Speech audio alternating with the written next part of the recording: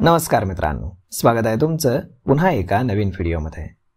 मित्रांनो, जगभरातील देशांवरती टॅरिफ लावण्याचा तुगलकी निर्णय घेऊन वेठीस धरणाऱ्या डोनाल्ड ट्रम्प यांचा टॅरिफचा डाव आता त्यांच्याच अंगावरती उलटत असल्याचं दिसून येत आहे।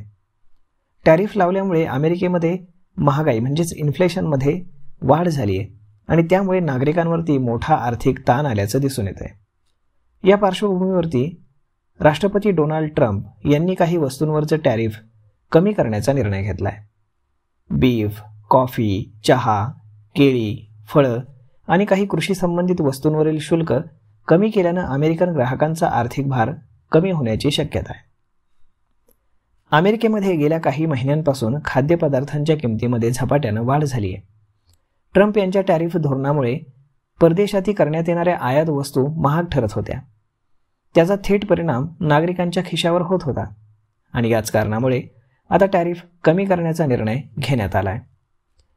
नवीन आदेशानुसार कॉफी, बीफ, चहा, केळी आणि काही फळं आणि खतं आणि कृषी संबंधित उत्पादनं या वस्तू महत्त्वाच्या ग्राहक वस्तू असल्यानं त्यांची किंमत आता कमी होणार आहे। अमेरिकेनं काही वस्तूंवरील टॅरिफ कमी केल्यामुळे भारतासह इतर देशांमधून होणाऱ्या आयातीला प्रोत्साहन मिळू शकतं। मोठ्या प्रमाणावरती कॉफी, चहा आणि फळं निर्यात करणारे देश अमेरिकेच्या या निर्णयामुळे थेट फायद्यात राहतील।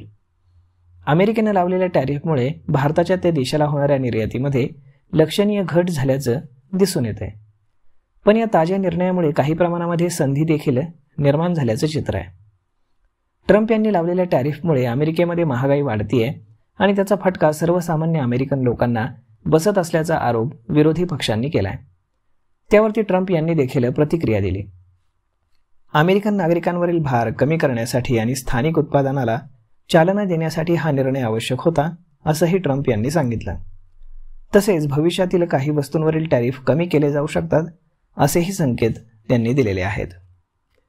अशा पद्धतीनं ट्रम्प यांचा टॅरिफचा तुगलकी निर्णय हा त्यांच्याच अंगावरती उलटलेला आता आपल्याला पाहायला मिळतोय।